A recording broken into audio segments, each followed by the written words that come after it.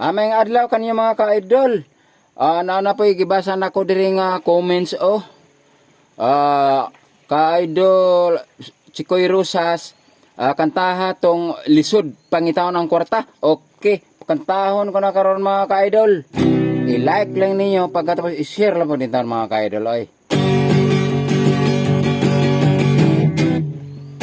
Pastilang paitagid ng panahon na vertical lisod labi nagwa kay kwarta.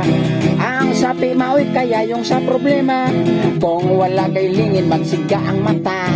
O kung may kwarta ka magkaway problema. Kay imo mang mapalit bisan unsa. Pastilan yun ang kinabuhi lisod pangitahon ang kwarta. Ang pagasto dalira og dunayupan nga wag yun kaagwanta. May kuyog sa pagpangawat nga way nada. Tungod sa katapulan na nga disgrasya. Kaya na nga dakpan sila walang dakuma.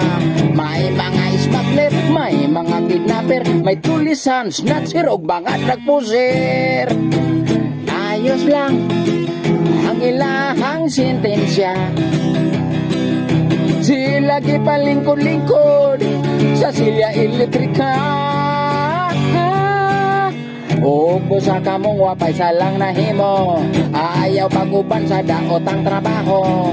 Kayod lang sabay pag-ampo sa Ginoo. Kay may grasya ra nga mo abot kanimo. Kay ning kinabuhi di kakadumili. Bahala nagmakakaon o sa dili. Kay ning kalibutan o sa repadulkan. Bahalag mga matay o na lang mong tanan.